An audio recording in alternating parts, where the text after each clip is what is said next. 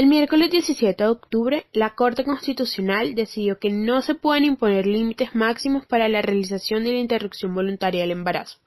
De ese modo, ratificó su decisión sobre las 3 causales de interrupción voluntaria del embarazo que están despenalizadas desde 2006 por medio de la sentencia C-355.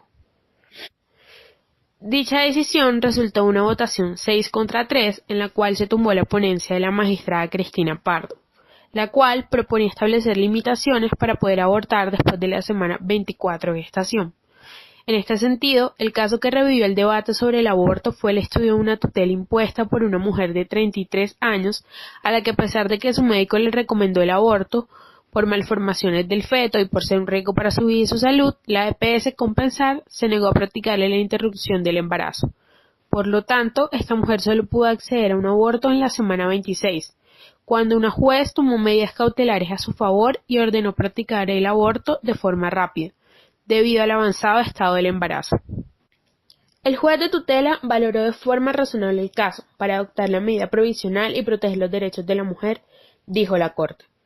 Asimismo, la Corte dijo que la medida cautelar que tomó la jueza no fue desproporcionada. Los jueces pueden tomar medidas cautelares en casos de extrema urgencia, como en este caso, y dadas las circunstancias de este caso en particular, la medida cautelar que tomó el juez fue razonable y no constituía en las circunstancias del caso un feticidio, explicó el magistrado Alejandro Linares, presidente del Alto Tribunal. Manuel José Cepeda ha identificado, y en orden con el resto de la literatura, 2 facetas de la denominada judicialización de la política. La primera es el uso de argumentos legales en el proceso político y la segunda es la contribución de los tribunales constitucionales a la orientación de la política pública.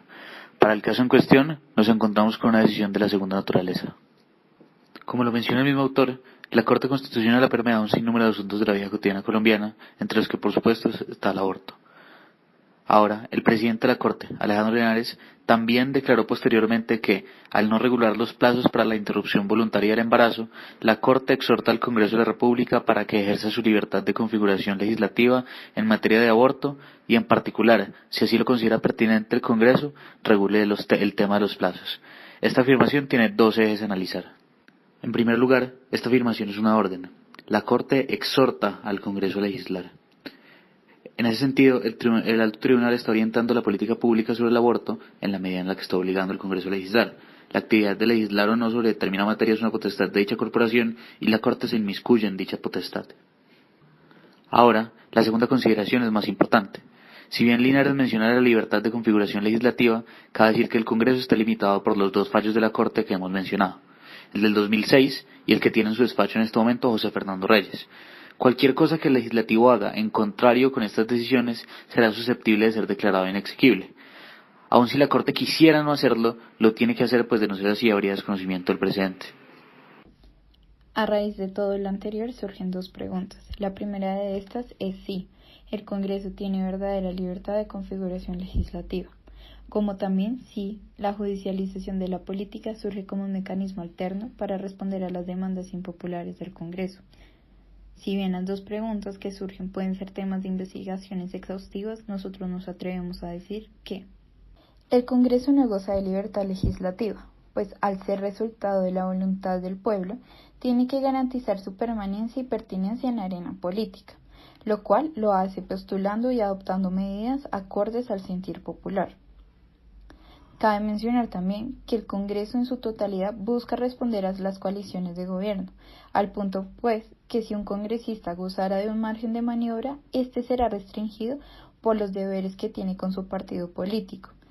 Es entonces cuando la judicialización de la política es casi el único medio por el cual las demandas impopulares logran respaldo jurídico y por ende toman partido en la arena política, claramente teniendo pros y contras.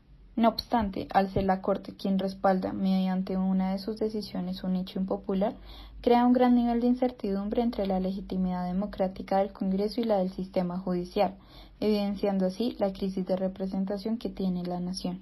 Por esto mismo que el caso que se expuso anteriormente evidencia la pertinencia de la judicialización, entendiéndose esta como un medio para garantizar el debido cumplimiento de los derechos fundamentales contemplados en la Constitución de 1991, teniendo como consecuencia directa despenalizar ciertos temas sensibles pese a que se politicen.